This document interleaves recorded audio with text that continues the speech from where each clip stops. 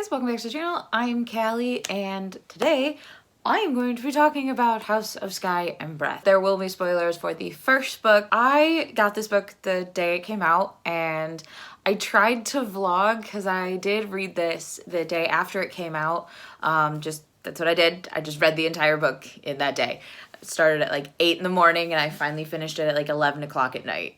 So I have finally had some time to collect my thoughts and give my thoughts on this book because I am a huge Sarah J. Maas fan. All three of us here on the channel are huge fans of hers, but I will take credit for pushing everybody onto SJM. So I've been reading her books since 2017 and have fallen in love with every single book that she has come out with. So this is the second book to House of Earth and Blood.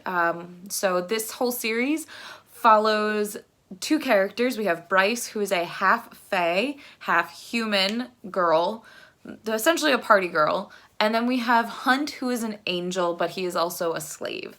So in book one, Bryce's best friend is murdered, and we are following the events about 2 years after the murder, and the killings similar to Danica's have started cropping up. So Micah, who is the archangel or the governor of Crescent City, has tasked Hunt to figure out what is going on with these murders, and he thinks that Bryce is holding something back. And we follow our story from there. And what I really loved about Crescent City was it's all of the things in fantasy that we love, but put into a modern setting. They have cell phones, they've got, security, cars, all of these things that are so modern. And with the addition of magic, fae, there are wolf shifters, butterfly shifters, the angels, there's satyrs, and all these really cool things.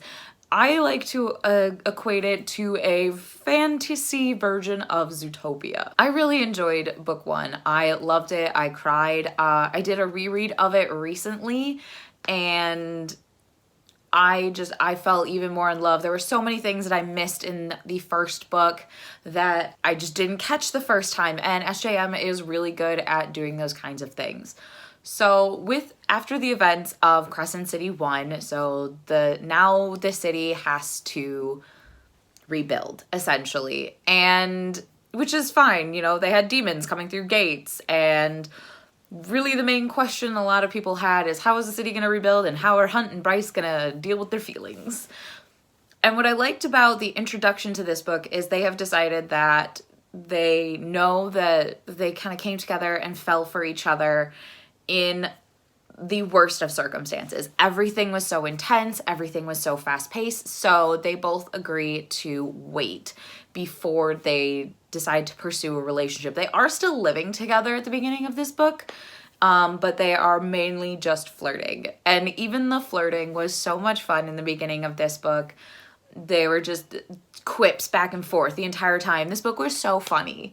I was a little nervous with where this book was going to go because book one, didn't really have a cliffhanger. It left a lot open. And when books do that, the second book really usually has no direction. But this book opened up with a whole new set of characters.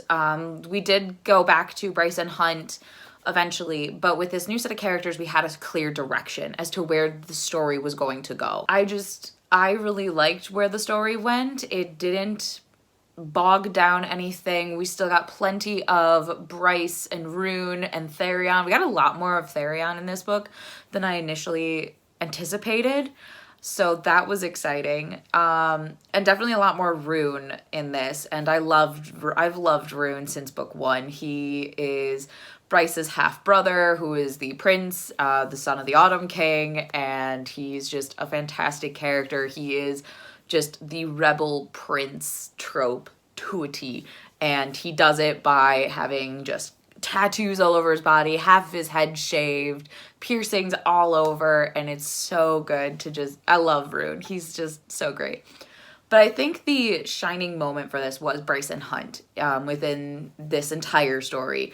Their relationship developed so organically, and I love the way they played off of each other. They helped each other. They were just there for each other. And I really liked how that grew within this story. And then we have our mystery. So they're looking for this missing kid named Emil, who is part Thunderbird, which is a whole thing. And they're supposed to be extinct. It was said the Asteri killed them all off because they were too powerful.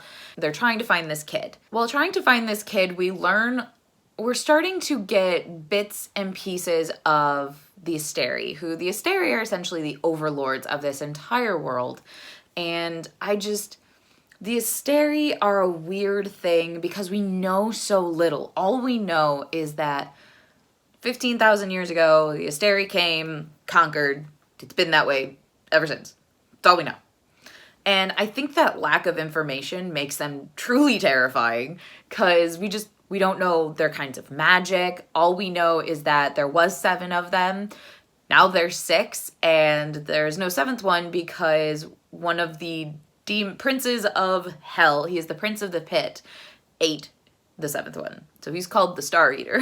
This book, I had a lot of theories going into this book. I love to theory craft, which is one of the reasons I love SJM so much. I think a lot of my biggest theories were that Bryce and Hunt were endgame. That was my biggest theory, because a lot of people I found while on a lot of the different forums and discords that I'm a part of, a lot of people thought Adis, who is, I think he's the Prince of the Chasm. He's another Prince of Hell. They thought Adis was going to be endgame. I never really thought that. First off, we only saw Adis like twice in book 1. We see him like twice in this book. I think the thing about Adis everyone loves is he can turn into a cat. But Sarah J. Maas loves her winged men. I would like you to see Throne of Glass and Akatar. And we have an angel who has wings. So I guessed Hunt. And I did love Hunt. No matter what he did on the barge in book 1, he still held my heart at the end of that book. I will say I was spoiled for the last page of this book. I ended up seeing the leaked photos of the last book, so I knew what the last page said. I will be going into spoilers for House of Earth and Blood. I've kind of gone through my thoughts on the first book. Now I can finally just word vomit what I think. So if you haven't read House of Sky and Breath, please go read it. I promise you it's a fantastic book. I gave it 5 stars. I loved it. And come back and we can theory craft together because I have so many theories. So with that said, full spoilers, with Bryce now being in the Akatar world, I don't know where it's going to go because a few things are going to be an issue. How is she gonna be able to get back? Because she kind of just yeeted herself into what she thought was hell, and it wasn't hell, it is Prithian. And my other thought is, does this mean we're getting the full crossover? Are we going to have to also go to Aurelia from Throne of Glass? And I know in Throne of Glass, this is spoilers for all the books, all of SJM World. So if you haven't read Kingdom of Ash or up to Silver Flames, please just leave because they all connect. Read them all, come back. When Aelin fell through the worlds, we saw Crescent City and we saw Prithian. So I'm wondering if that will open back up or if Aelin actually closed it. In Silver Flames, Nesta found out we have 26 different worlds. And obviously, Crescent City, Prithian, and Aurelia are 3 of them. Asteri are probably from 1, Hell's another. There's 26 of them. We got a couple different listed out when Bryce was figuring out what the Asteri were doing. Now, I do think we are getting the full MCU crossover with this because the Asteri pose a threat to everything. They wanted the horn so that they can open up the worlds again. And with Bryce being in Prithian, they're going to be hunting for her. They may not know that she has jumped to another world. They're probably going to use Hunt, who is now a slave again, after he has earned his freedom. Him getting the halo tattooed back on him was so heartbreaking. And I know a lot of people are toying with the way that chapter was worded. I am very concerned that he is going to just be numb and not know who Bryce is. So when we do have that reunion, it's going to be so awful because he's not going to know who Bryce is. I'm hoping that it is just he has the tattoo again, the halo, and he's just he has to do what the Asteri say. I don't know quite how the halo magic worked. I know he couldn't hurt Sandriel until the halo was gone. I knew from the start that Celestina was not going to be trusted. She was way too nice, way too polar opposite of Micah, and that was an obvious one. What I didn't see coming was the Hind being Daybreak. I 100% think that Hind and Rune are mates. I do think that that's going to be explored because SJM loves her mates trope, which is great. I do too. I do think it's going to be more of a struggle for Rune to accept the Hind as she is. Now, she is still undercover. Her cover has not been blown, so I think that that's going to be able to work to the advantage. Now, back to Bryce being in Prithian. Rune dropped something in her pocket. I am curious if it's the crystal that he used to talk to the Hind to establish that connection. I'm wondering if Bryce can use that crystal to communicate back to Crescent City somehow. Also, Amryn being similar to Fury, that's a whole thing that I know a lot of people within the fandom definitely saw. They were both described very similarly, and we may actually get what the heck Amryn is. I've guessed that she is from Lunathian or Crescent City. I've guessed that she's from that area ever since I read the first book. There was just a lot of things that connected. You know, she said she was plucked out of her world. For a while, I thought she was an Asteri. I no longer think she's an Asteri. I think she might be akin to an Asteri because we learned that the Asteri, how many times am I going to say that word? They are feeding off of the first light, which is the light that emanates after a drop. And the second light, which is the light that emanates after their soul passes on. Essentially, they're feeding off of that, and which is awful. And Bryce sees all these maps with these names of planets, worlds that the Asteri have conquered to try and find a food source. And that's essentially what they're doing, is they're using the people of this world as a food source, which is awful. It says that Hel defeated them because of the Star Eater, so that's why she was trying to get to Hel to talk to Adis. We got to talk to the Star Eater a little bit. He just said they were preparing for war. I wish we got more of an understanding. Instead, he was like, when you know the truth, come find me. Like, do tell me the truth. Just tell it to me. But no. So I think that we're just going to get that full MCU crossover, which I'm super pumped for. And I have so many theories just scrambling around in my head. I think that the Star Eater or one of the princes of Hel is Hunt's father. There was another theory running about that I did like, that Thur, I think they said Thur in this one, is Hunt's father, which he was a very god of lightning, and with Hunt having these really weird lightning powers, that could also be a factor. Bryce becoming the Autumn Queen. I don't know how I feel about it, but I love the fact that she just outwitted her father to confirming her and Hunt as mates. Loved that scene. That was great.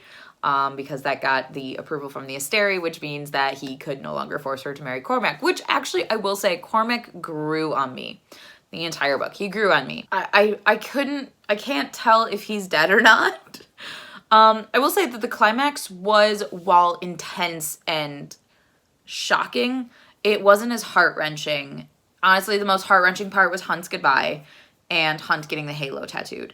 I'm also concerned as to what's going to happen to Rune, because we only know that Hunt's getting the halo, so does that mean Rune's getting the halo? Is what's going on with Rune, because he's trapped there too. That's scary. Therion, him giving himself over to the Viper Queen was weird. And I really just want Therion to figure out who the hell he is, because I think that's Therion's issue. Fury has to play a bigger part in this at some point. She's got to at this rate. I'm starting to be a little nervous that Danica's not actually dead. And that she's this alpha that Ethan just woke up, and that's going to cause a whole lot of issues. But I don't know. At the end of Crescent City 1, like, she said she was in the Bone Quarter, and I can't tell, because, like, her having a mate, her just not telling Bryce anything. If I were Bryce, I would have started to get pissed off by all the reveals that we got that Danica just didn't tell Bryce anything. And I started to get upset for Bryce, who just, there are so many just twists and turns that I didn't see coming at all within this story. I had to just binge it. I had to sit and read, and I'd ruminate like every 100 pages. I tried to vlog it and it failed miserably. So it's been a couple of days, but those are kind of the thoughts that I have going. My biggest questions are definitely going to be is how is Bryce getting back to Crescent City? How can we help Hunt? What's going on with Rune? And how are we going to just defeat the Asteri? Like, they're just eating people, essentially. And I don't know if we're going to have our big end game battle or what's going to happen. And I know that we watched the interview and she said that Crescent City 3 is going to, it says it's the next one that she's working on. So I'm hoping that means that that's going to be the next one to drop. My other concern or question, I guess, is where in the ACOTAR timeline does this happen? Like, it's definitely got to be after Silver Flames, but is it, that's the big question is, you know, how old's Nyx? How old, you know, where are we? And what is the state of Prithian? What's going on with Koschei in their world? How is this all going to fit into the ACOTAR lore? And then with Throne of Glass, it's definitely got to happen after Kingdom of Ash. Like, that story's done.